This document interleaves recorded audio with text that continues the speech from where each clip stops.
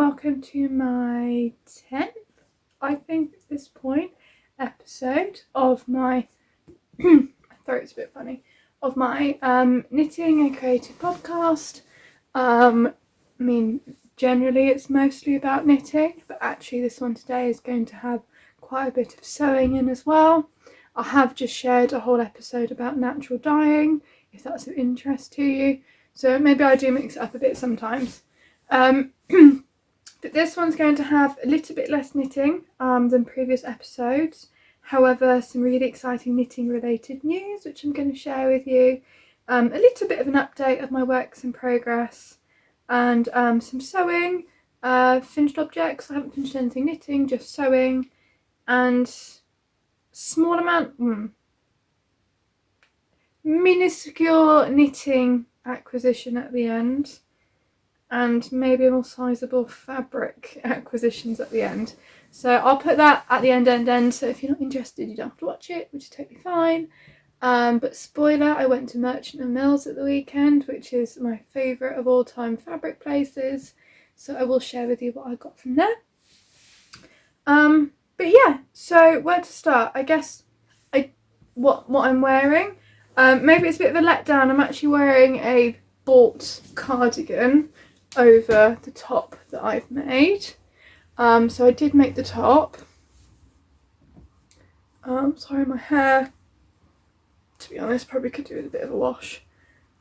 So I don't know how well you can see. Maybe if I stand up, maybe that's a bit better. So this is called the Ashton top by Helen's Closet, and I made it using a linen I bought from Merchant and Mills at the weekend. Rather than making facings, I usually bias bind everything, so the armholes bias bound in a contrast blue, and so is the neck. It has puckered a bit here, so I might unpick that bit and do it again, or I might just try and iron and wash it out. It's got some darts here and here, but otherwise it's a very simple sort of A-line shape. Trying to do some kind of weird movements here so you can see. If I remember, I'll try and insert a photo or something, or I'm sure I will share a photo at some point on Instagram, so you can always go and have a look on there. And I am actually also wearing, which you can't really see, some homemade, so I've still got a bandage on my foot, homemade jeans I made, and they are the Chandler Pants by Untitled Thoughts.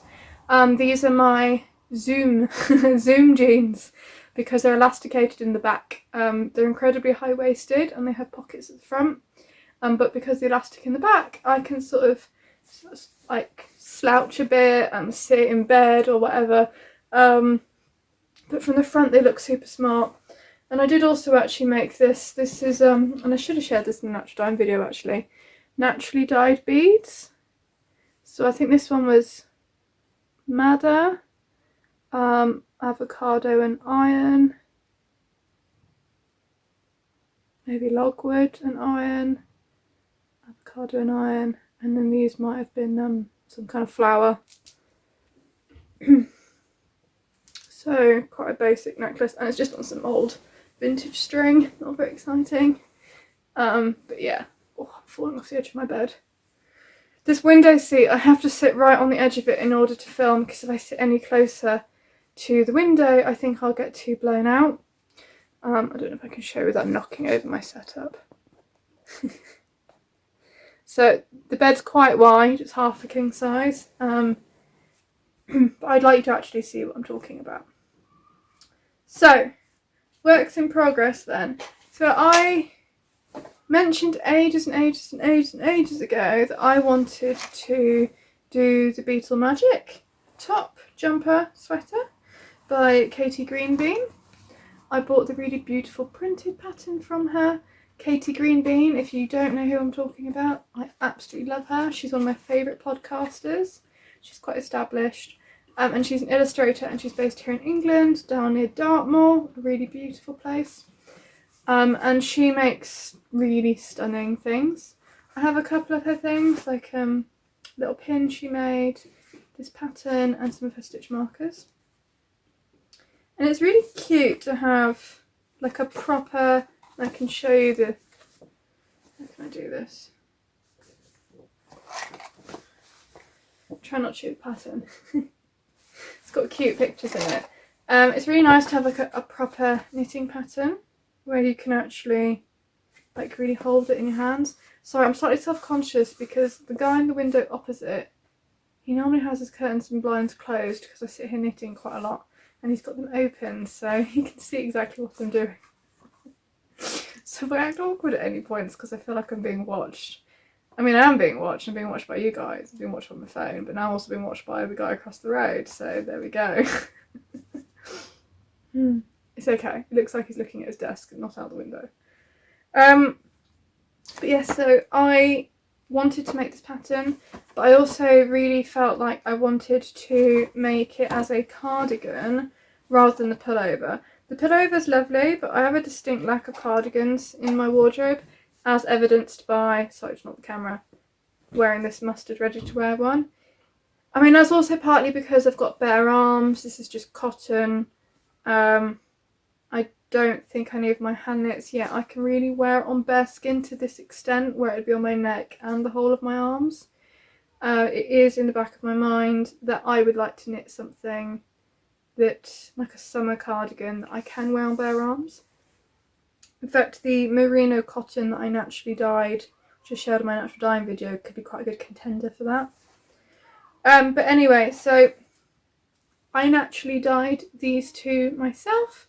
Shared this ages ago. I dyed it with henna, which is the same thing I used to dye my hair. I was hoping it would come out more red rather than just brown, but that might be because it was dyed on like quite a dark grey base. And then I have this indigo dyed mini skein. I have two of these from Mammoth. They were in my advent last year. There was a mistake with my advent and I got two the same. So I had, this is Rufus's Christmas jumper, but I really like the colour, so I'm quite happy that I got two. And side to side I would use these to make my Beetle Magic jumper. And the thing that really kept me back from casting on this project was that I knew I wanted it to be a cardigan, so I knew I'd be steeking it. And, you know, that's fine, you just add a couple of steek stitches in at the front. But I was really stressed about, how do I know where the beginning of round is until I've made like a reasonable dent in the pattern in relation to the front of the cardigan? Because you need to put the steek stitches where the front will be cut open. Now for the yoke it probably doesn't make much difference, but because you do short rows quite early on, that does make a difference. I don't know if that makes any sense at all, but in my head I was incredibly stressed about that. So in the end, I just got up the courage to message Katie on Instagram being like, I'm not going to ask you for help or advice about steeking. I just want to know where the beginning of round is in relation to the front of the jumper, so that I know where to add my steek stitches. I'm really stressing myself out about this and I don't know what to do. And she messaged back right away being like, oh, it's in the centre back. I was like, oh, that's really, really easy. So I'll just put the steek stitches halfway through the stitch count. So I think I added in 7, because an odd number is best, when I cast on. And so far so good. I mean, I won't really know, I don't think, until I've done the arms. But I think it's going to be fine. And I'm about halfway through, maybe 3/4 of the way through the repeat.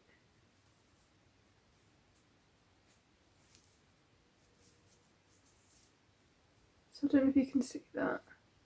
It's a little bug. I mean, it's upside down. Maybe I should hold it. Can you see? They're really cute. And then my steek stitches are there. I actually quite like the pattern the steek stitches make. It did occur to me that could be quite an interesting feature to actually do on something. It's quite nice on the back as well, actually. And for my, I've got lots and lots and lots of stitch markers in to designate where like each pattern repeat is, each beetle, but I am, for the beginning of round, using one of, I don't know if you can see that, I'm not holding it very well, hold on.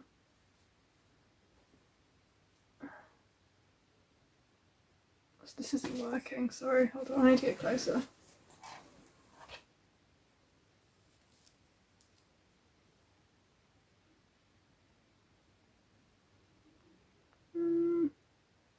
Maybe you can see that now. It's got a little red beetle on it. I'm sorry, the focus on like a cheap phone isn't great. I haven't got the best phone. I bought my phone and laptop back when I thought I'm never going to be recording videos. Why would I need such capability? Bitterly regretting my choice now.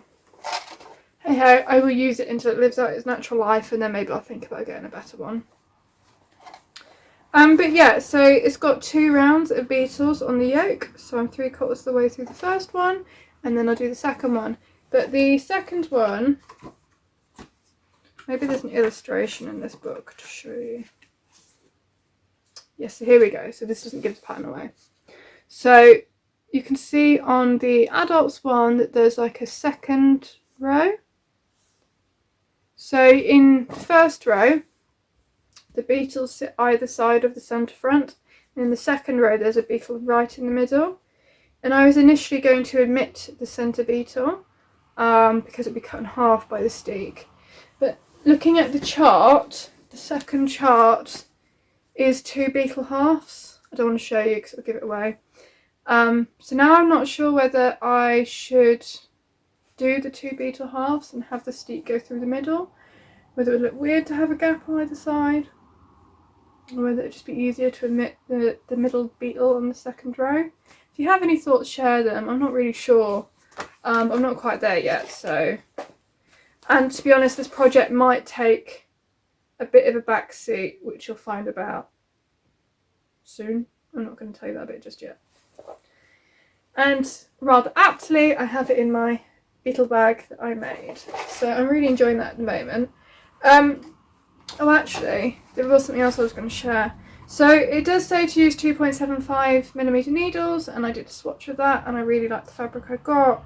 But when I was actually knitting it in 2.75, I found my yarn, at least, that I've dyed excruciatingly rough on my hands, to the point where it was actually hurting them to knit it, and it was a real struggle doing this much. And then I sized up to do the colour work, and it's feeling so much better in my hands, and I can see a tension difference. I don't know whether you'll be able to. Sorry, I messed up some of my short rows, so there are some slight holes I'm going to have to stitch up. I kind of want to knit the rest of the jumper in 3.75. No, it's not 3.75, it's 3.25. In 3.25 because this is pleasurable. It wasn't pleasurable before. But I'm wondering if it'll be really obvious the first inch is super tight. The other thing is I did a super stretchy cast on for the neck. I don't think I would have done that if I'd really thought about it. Like, it's going to be a cardigan, there'll be a hole, there'll be a cut, so it doesn't need to be super stretchy. And it looks to me like it might be a little bit misshapen, so I might have to cut out the cast on, pick up the stitches and do like a regular bind off at the end, but I'm going to think about that right at the very end. Because I think it should be fairly, though I've never done that before, I'm not really worried about doing it. I think it'll be okay. And if I have to reknit the ribbing, I have to reknit the ribbing. It's not the end of the world. So, but yeah. Let me know what you think. I think for the sake of my hands and the sake of finishing the project, I might need to do the whole thing in 3.25. And then I guess if that first inch looked absolutely atrocious, I could rip the whole first inch out and redo that bit. I mean, probably I'm foolish continuing now. Probably I should just restart now because I'm still relatively early on in the project, but I'm already at a point where I don't really want to. Realistically, if I did that now, I'd probably put it back in the cupboard and not think about it for like another year, and that's kind of a shame. I'd rather just keep going.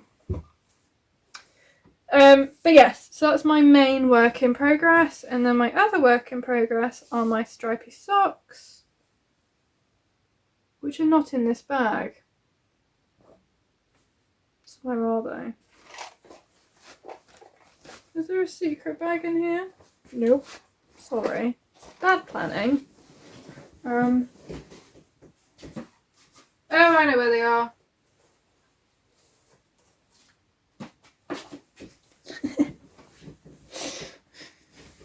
Ever the professional. They're in this.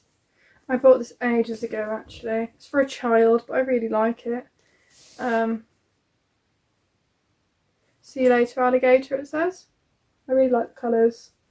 And actually, if you're going for a little walk, what you think you're going to do is sitting in a bit of knitting, but not really like much else. It's actually quite helpful because it's like a little backpack.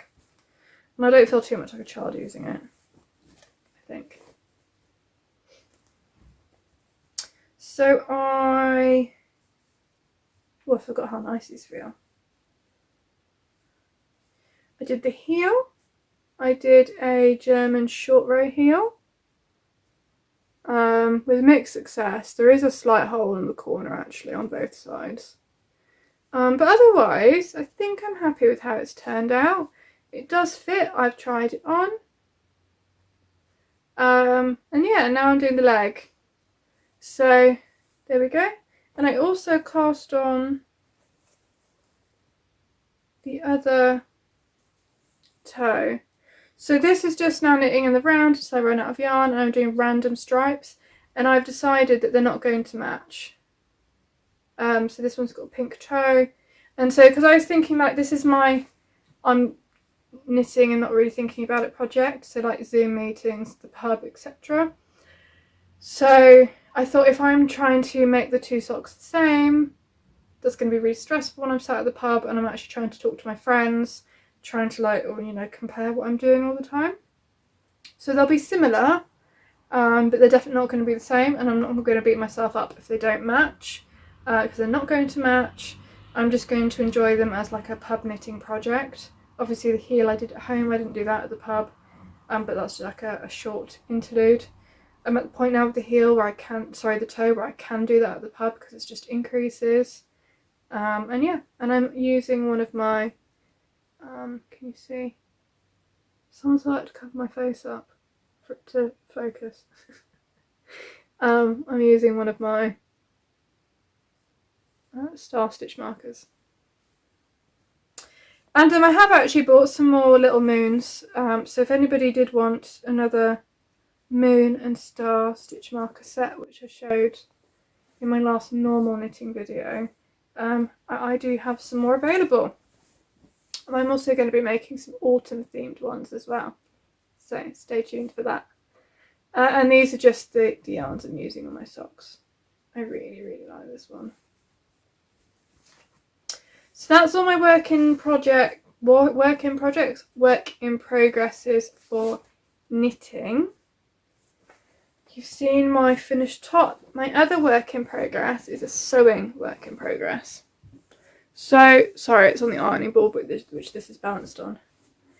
About 2 years ago, I went to Merchant and Mills and I bought the fabric for this dress.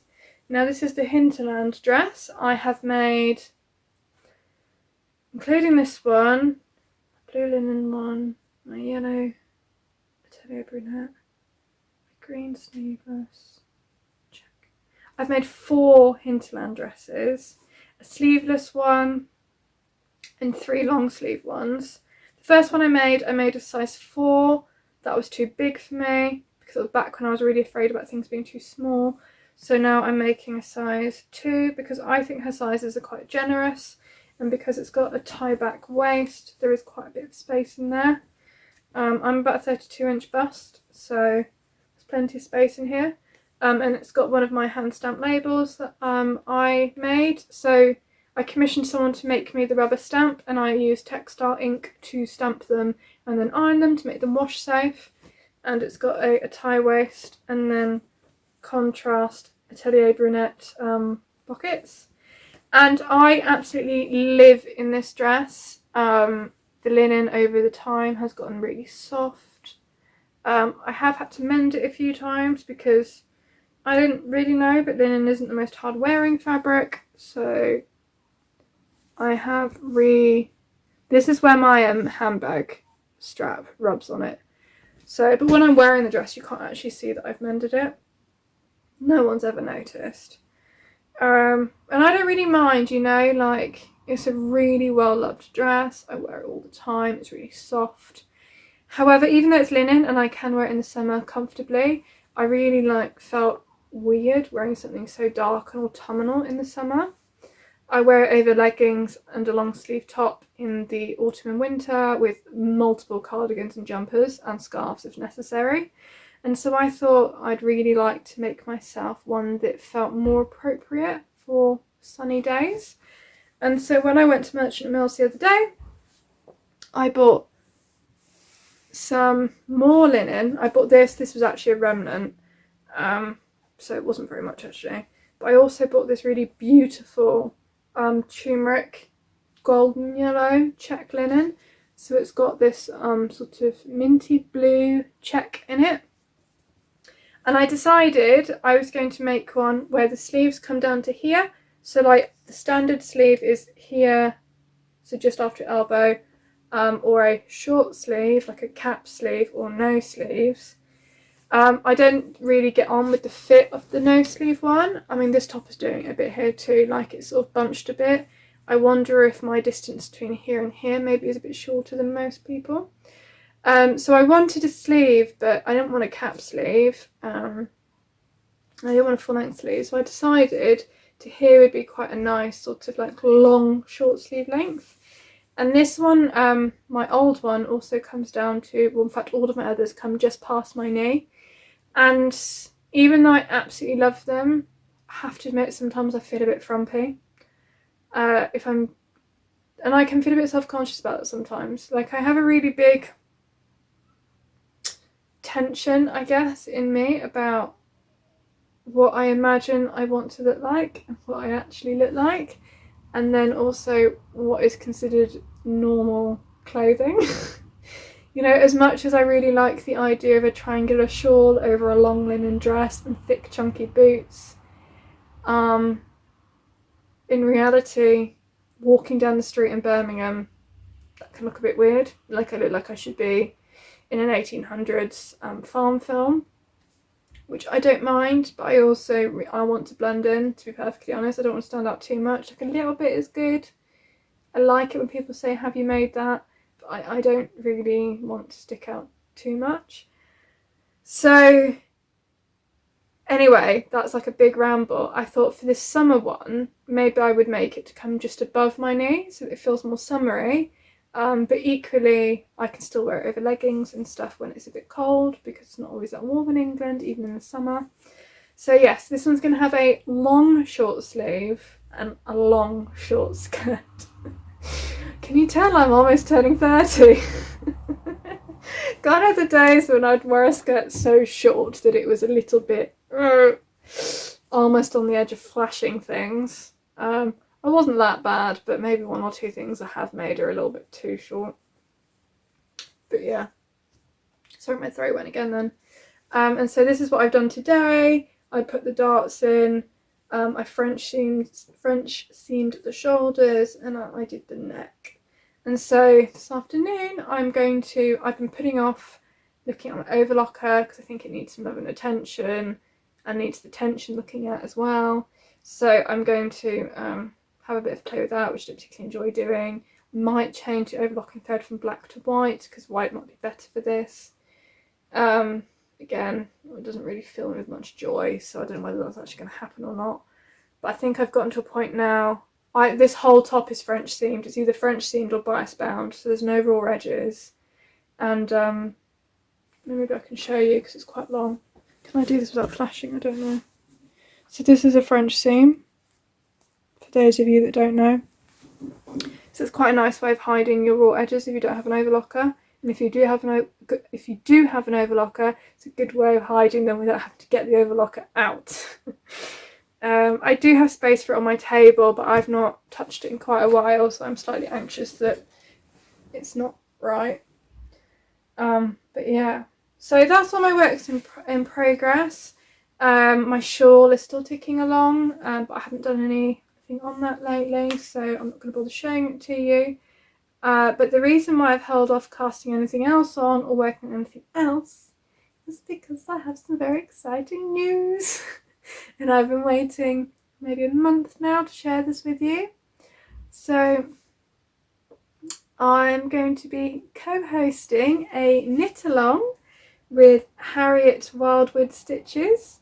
So hopefully you've seen on Instagram her absolutely gorgeous knitting bags, project bags. And I was talking to her the other day, a few weeks ago. If you follow me on Instagram, you might have noticed I posted a picture of I was actually going to show it to you. An acrylic cable knit long cardigan that I wear a lot. But it's acrylic, it's not warm, it's really old and ratty, don't particularly like it anymore. I mean, I like it, but it's seen better days. And I really wanted to knit a replacement in real wool. And I was talking to Harriet about it. And we were thinking about, so I said I was going to knit the Minimalist Cable Cardigan by Carina Spencer. And I will try and put a picture in so you can see which one I mean. And she said it was on her make list too. She'd made the cropped version before because there is a cropped and a longer version. And mine went blank. We decided that we were doing knit along together. And then one thing led to another. And then we were like, let's do a knit along for anybody to join.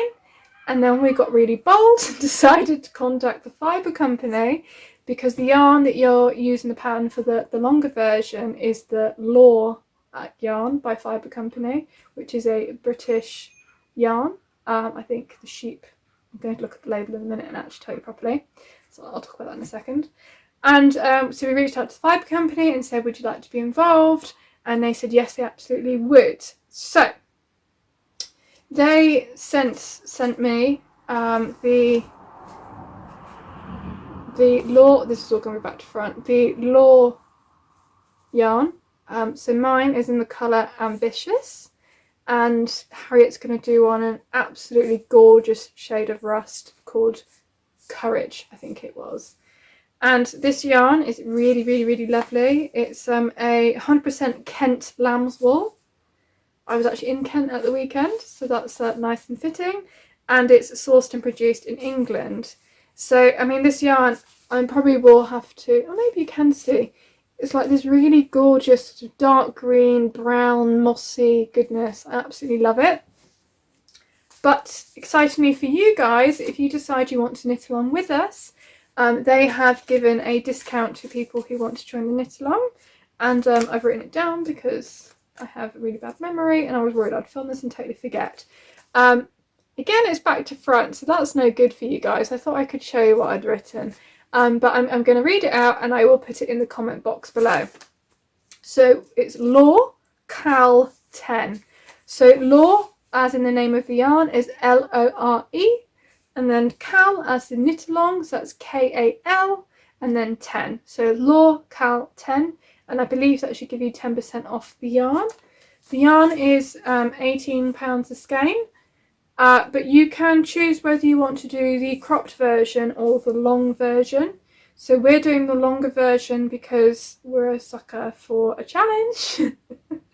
But also that was what I wanted in my wardrobe. I wanted a long dark green cardigan. So I'm really, really excited that for this knit along, not only is it something that, you know, we wanted to do, it was on our make list. We like the Fibre Company. And it's, you know, fitting a gap in our wardrobes. It felt like a good thing to do. And we approached them. They didn't approach us. This isn't something where I've been asked by some company to do it. This is something we wanted to do. So yeah, we're super excited. We're going to start, I think, in the first week of September, and it's going to run until the end of January. And if you want to join in, we have a hashtag, which is going to be, and I've written this down as well, but there's no point showing it to you because it'll be back to front. Hashtag mini cable KAL. So the pattern is the Minimalist Cable Cardigan, but to be honest, that sounds horrific to type out. So hashtag mini cable KAL is much shorter. And so if you want to join in on Ravelry or wherever, if you use that hashtag, then we can find you and we'll share your pictures. But we're also going to do some prizes. So this is why in my last episode I said that I was going to do a giveaway. so that I could practice this a bit, because I have no idea what I'm doing when it comes to this. And as I'm saying this, I've realised I haven't actually drawn a winner for that giveaway yet, which is okay because I'm not going to post this for a few days. I said in my last video you'd have until I did my next video to participate, so I guess I'll do that later, and then I'll let you know at the end of the video, possibly in a voiceover. Yeah, because the light here is really bad at the moment, so finding another time to film might be a bit tricky. But so anyway, off topic. We do have some prizes that we're going to give and that they're going to give as part of this. So in around October time, the first prize we're going to do is going to be some stitch markers made by me, probably autumnal themed, because of the time of year and because I'm going to be making lots of autumn themed stitch markers soon. So you will win a lovely set of stitch markers from me if you participate. That one will probably be a giveaway hosted here on YouTube in my podcast. For those of you who are participating in the KAL, if you want to. And then Harriet Wildwood is going to give away one of her beautiful project bags, so one lucky person will get one of those. That'll be slightly later in the autumn winter. And then also Fibre Company are going to give a couple of people some skeins of yarn. I don't know exactly how many or which ones yet, or whether it will be a voucher, but they said they would donate a prize as well. And we'll probably do that one in maybe the last month of the giveaway, maybe in January. So yeah, that's kind of how it's going to go. It'll be from start of September to January. If you want to join in, you're more than welcome to join us. You can do the short version or the long version. And if you use the hashtag, I can find you on Instagram, or you can let me know down here. I don't know if we're going to put this on Ravelry yet or not, because I know Ravelry has a lot of accessibility issues. So I'm going to chat to Harriet about that and see what we want to do. I mean, full disclosure, we've never done, well, at least I've never done this before. I don't know if she has or not. So yeah, we're learning, and that's totally fine. We are going to do an Instagram live together in September when we cast on, I think. So that's really exciting, and that's when we'll start. So if you want to join us, you have the code, you can order the yarn. And you can start swatching. I'm going to tag a post below that Carina did maybe a year or two ago about the perfect swatch for this pattern. It includes some of the cables and things. So if you want to get started, you can. Of course, you can join us on the knit along and not use the Fibre Company yarn. When I first said to Harriet that I was going to cast it on, I was thinking about doing the cropped one in some stash yarn I have. And I'm still going to do that, but not for this knit along. I'm really happy that I get to make this gorgeous Fibre Company one, and I know I'm going to treasure this cardigan for a really long time. However, I might have to hide it from my mother, because once she sees I've replaced her acrylic cardigan with a gorgeous woolly one, she might be really jealous. But I'm going to knit the size small, I think, which calls for 4 and a bit skeins.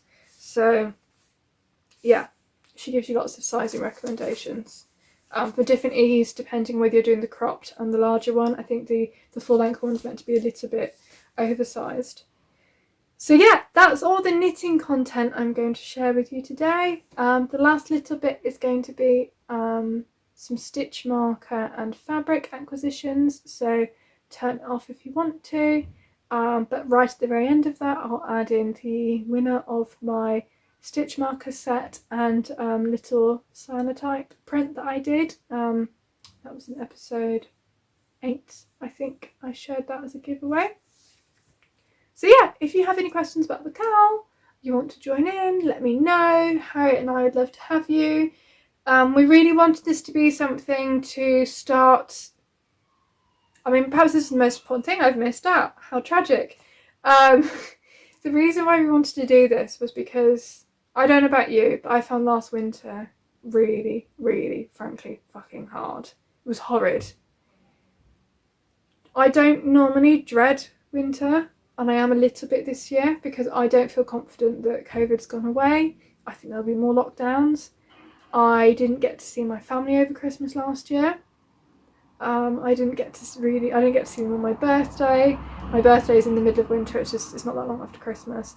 So my annual birthday trip was cancelled with my partner, and I was, just, you feel like you're getting to we felt like in England anyway that things were getting a bit better, and then we would just be hit with another lockdown.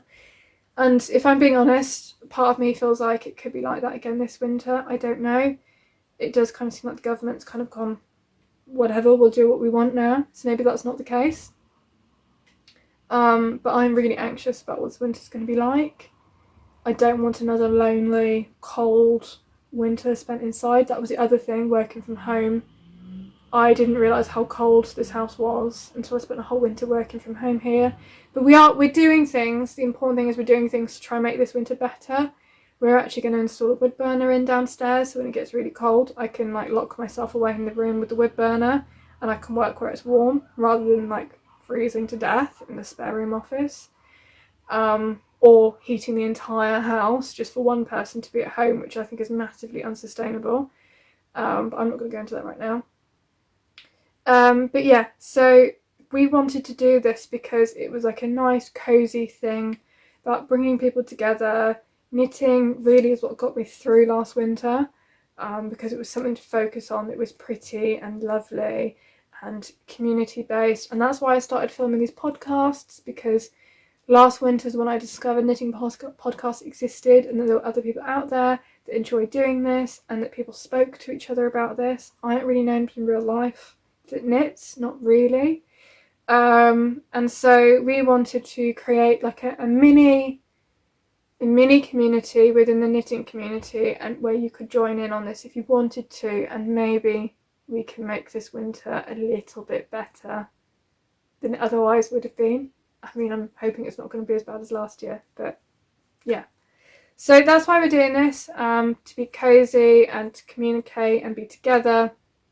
So if you want to join in, join in using whatever yarn you've got lying around. But if you do want to use it from make it using the Fibre Company yarn, which I really recommend, it seems really lovely, and I have knit with their yarn before, then you have the discount code if you would like.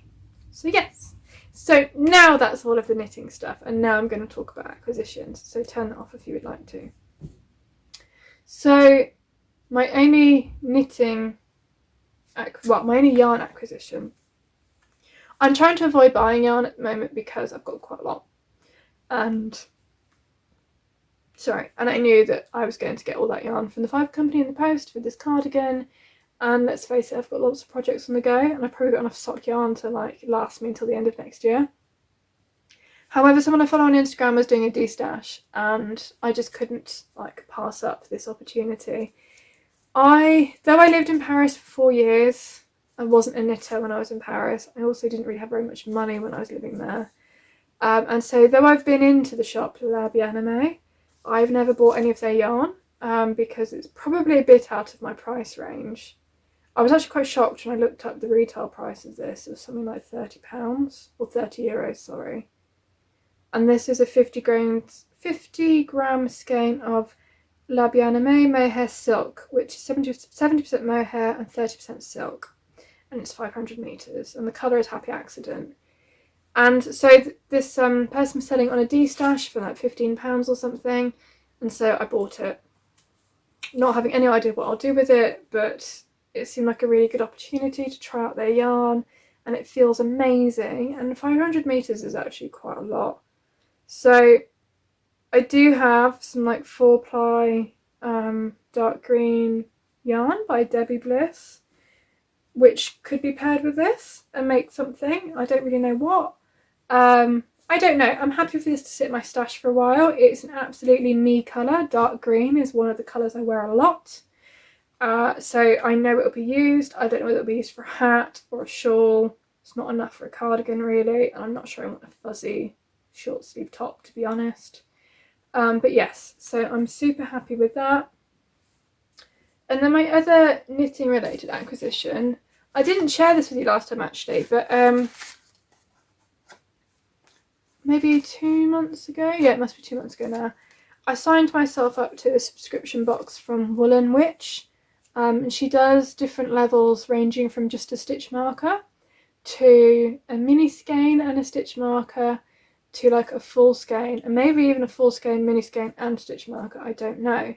Now, I get a bit stressed about surprise yarn. I'm really fussy about what colours, and I don't really want to spend £20 on some yarn and have no bloody idea what it's going to be when it turns up. I mean, that's quite exciting, and there were aspects of having an advent calendar last year where I quite enjoyed that, but I always felt a bit disappointed when it was a colour I didn't really like, or I had no idea what I would do with it. And I am struggling now to use all those mini skeins that I had because I don't know what to do with them. So the idea of a stitch marker subscription really appealed to me. So I signed myself up for just 3 months because I thought any more than that was a bit decadent. And I didn't need any more than that. And I really like her stitch markers. So anyway, this morning, the second one came, and it's really apt for what I'm working on at the moment. And the good thing is, like, she shares her inspiration and prompts before she sends them out. And if it really doesn't sound like your cup of tea, you can ask to skip a month. Anyway, this month's prompt was Beetles. And as you can see from the jumper I'm working on at the moment, I love Beetles. So I was really excited. And it arrived. And I absolutely love it. I love it more than the last one I got. So that's really exciting. So it's a winged beetle. It's perfect. I'm definitely going to be using it on my beetle jumper. The last one I got, which I will share with you, maybe I was a little bit disappointed with it. It's in my little collection of stitch markers. I think the pin must be undone because the ball pin's fallen off. It'll be in here somewhere. Yeah, it's fallen off its bowl pin. I'll have to fish it out. But it was this, and you can probably see why I was a little bit disappointed, because it's this beautiful sort of chrysanthemum, I think, in a bottle. But the one I got, the chrysanthemum doesn't really stand out that well. You can't really see it. I mean, you can up close in real life just about. But otherwise it's like this cute little black bottle, which, you know, is fine. There's the pin. Now let me put it back on the pin so you can see its full glory. There we go.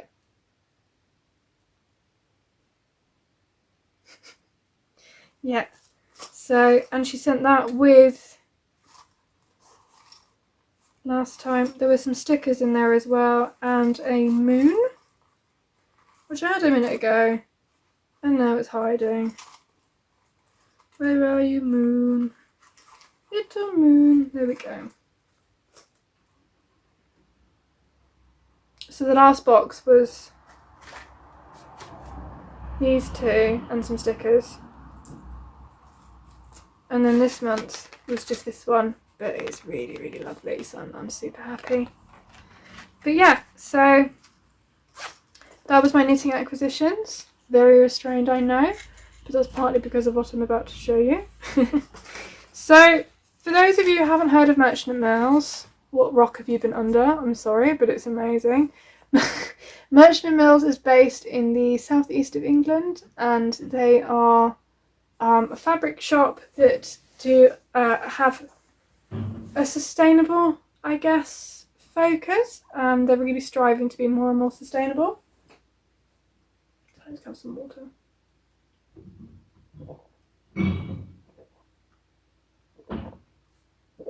Use my voice a bit. And once I became slightly more confident in my sewing, and I discovered Merchant & Mills, and I can't actually remember how I discovered them at this point. I fell in love with their fabrics. Their colours are stunning. The shop is stunning. And everything just feels so fabulous. The fabrics I use the most are their linens, mostly their patterned linens, because I must admit I have bought block coloured cheaper linen elsewhere. But they're check linens, and perhaps my favourite is their tencel twill. I've made some trousers out of the tencel twill, which I wear all the time, and they show no sign of wear whatsoever. I absolutely love them. And I have bought a few other fabrics from them, but I first went to the shop about 2 years ago, and I did that before buying anything online, and I absorbed the feel and the look and the colours of their fabrics as much as I could, so that when I ordered online I was making a more informed choice, and that was really helpful, because, you know, their fabrics range from 15 to on average £25 a metre. The check linens are about £25 a metre, so they're not cheap, but they are 150 centimetres wide, and they are incredibly good quality, and there's no plastic involved. Everything's posted plastic free, and everything just feels really good quality. But the good thing about being able to go to their shop is they have a really big stash of remnants and defective fabrics as well. And when I say defective, the tencel twill I bought to make those trousers 2 years ago, there was a very tiny oil stain on the fabric, and then it's like, you know, 20% off. The oil stain, like, I could cut around it. I think it actually ended up inside a seam, so like it's not even obvious. The top that the fabric I bought for this, which I think was about half a metre, it had a thread pull on one side, and in all honesty it just looked like, you know, like linen sometimes has rough slubs. It just looked like that to me. It didn't look like an actual fault at all, and I just made sure that that was on the other side of the fabric, because the good thing about the check linens is they're reversible, and so like it's fine, you can't see it. So this top, I think in the end only cost me about £7. It wasn't very much at all. Yeah, because it was so discounted, and it wasn't like a very big piece of fabric, which is why I made a tank with it. So I went a bit wild in the shop this time. We were going to Kent to see some friends and his family, and so I said I really wanted to go via the shop in Rye, and yeah, so we did. So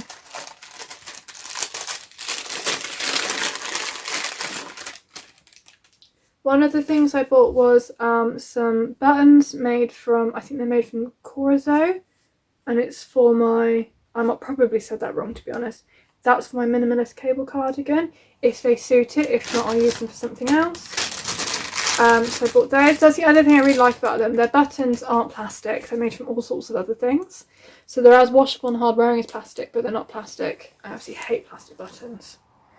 I obviously bought the pink check and the yellow check. Of the yellow check I bought about 2 meters, and I've got a lot left over from my dress, so I can probably make another top like this, or something else. I bought a remnant of unwaxed oilskin, this and this recycled cotton cord, and perhaps the leftovers from this or of the yellow. I'm going to use with my pink and yellow Harris tweed fabric I bought on holiday in Scotland to make an ultimate project bag, probably for knitting socks. So I'm going to use this on the bottom of the bag, obviously this to put it closed, and then I'm going to line it with either the pink or the yellow, depending on how much I need and what's left. So that was a remnant. Another remnant I bought was this. So this is like a quilted cotton, and this is, it's only about 30 centimeters wide, but I'm going to use this to make a project bag as well. I also was kind of interested to sort of work with it and see what it's like, because I've seen a lot of people make the unfolding jacket by Weekston, I think that's how you say it. And I wanted to sort of see whether that was something that I'd quite like to do in the future or not. So this is me, because that fabric's about £25 a metre. This is me sort of having a bit of a taste of what it's like. And so I'm going to make a project bag with this, because the inside of the fabric, and I'm being careful because it frays like mad, is a bit strange, and it frays a lot. So I wanted to have a bit of a play with it and see whether or not I like it before buying like a big amount. But it does feel really squishy, so.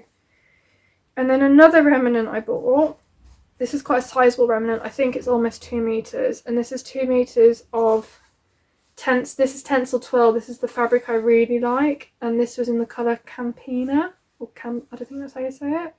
It's like this dark foresty green. And so this fabric is like really, really drapey. And it's made from trees, wood pulp, I think. So the twill will be referring to the weave of the fabric, and the tencel is the fibre. So twill, I believe, is a little bit more hard wearing than a plain weave, if I can remember correctly from college. And yeah, it's really lovely weight. I've made a dress from I think it's called charcoal grey. My trousers were made from the Pluto colour, and I made another pair of trousers in, what was it called? No, I can't remember the colour. It was like a tealy blue colour. And you know, I just love wearing them. They feel so good and they wash really well. So with that, I'm probably either going to make the it's a dress by Deer and Doe. It's really popular. It's got buttons down the front, like 3/4 sleeves and layers. Is it the Magnolia? I'm not really sure. Maybe it is, maybe it's not. Or another dress, like a tiered sleeveless dress maybe. I'm not really sure, but there's enough there to make a dress. And then this. So this is a linen tencel blend. And I bought this in 2 colours.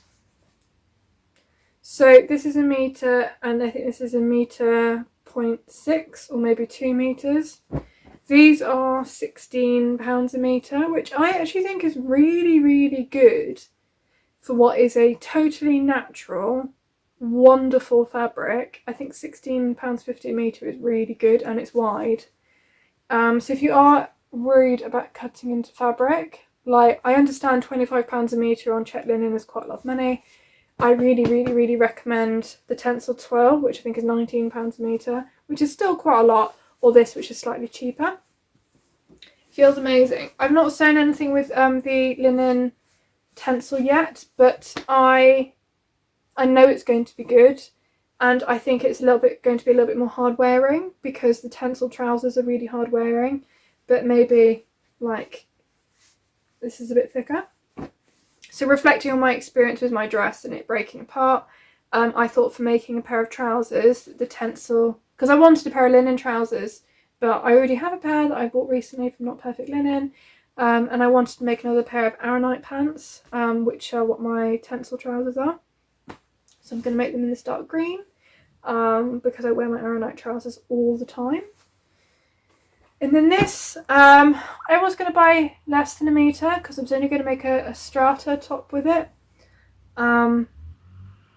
But so I've got like 1 metre here, so I don't know, maybe I'll make a summer dress from it, or maybe I'll make a strata top and something else. I don't really know, but I love this colour, so I'm excited for that. And that was everything. Oh, no. One fairly major one I've not shared with you. I did buy one more checked linen. And this one, can you see, it's like a grey with a very subtle yellow check. So weirdly in the shop I was trying to decide which one I preferred, and I decided that this one was better and more wearable. So I bought this one, and then I was walking around Rye all day thinking, Rye is where the shop is, the town, which is really beautiful, thinking about the bright yellow check, because Knitting Nelly had bought some recently and posted about it, and I was like, oh, I think I made a mistake. Not a mistake, because I still love this and I'll still use it, but I should go get the yellow one too. So I bought 1.6 meters of this and 2 meters of the yellow one, and in the context of the shop I think this one is more beautiful. In real life, you can see from where you are now, it's like a weird sort of taupey colour. So up close it's really, really pretty, but at a distance I'm less sure. So I don't know whether this should be trousers, because maybe it's quite good that it's got a subtle print, or whether it should be a winter's dress, or whether this really, if it was a winter's dress, would be 100% fulfilling my fear of looking like a 1800s farm person. I don't know. So maybe out of all of them this was the one that I shouldn't have bought, but I don't regret it. I will make something beautiful from it. I was thinking maybe actually a shirt would be quite cool. I've made a few of the Melilo shirt by Deer and Doe, and maybe a linen shirt would be something quite like maybe a bit more edgy than like another linen dress. That could be quite cool. I don't know. What do you think? Let me know. Anyway, it looks like I've been talking for 55 minutes, so this is going to be an absolute bitch to upload. My natural dyeing video up to upload was 25 minutes and totally painless. It was brilliant. I did it the first time. There was no problems. This is going to be hell on earth. So I should probably stop babbling and end it there. Thank you for persevering with this. It's been a really long episode. I didn't realise I was going to talk for this long. But yeah, I'm really excited to tell you about the knit along. I hope you join in. And yeah, hopefully see you soon. Maybe on the Instagram live with Harriet. Who knows? But I need to end this. It's too long. Have a lovely time, everybody, and see you soon. Bye. And so one last thing from me. I just wanted to let you know that Emma Warner was the random comment picked by the random comment selector. So Emma, I hope you see this, and if you would like to get in touch with me either on here or through Instagram, I can arrange to get your little prize sent out to you.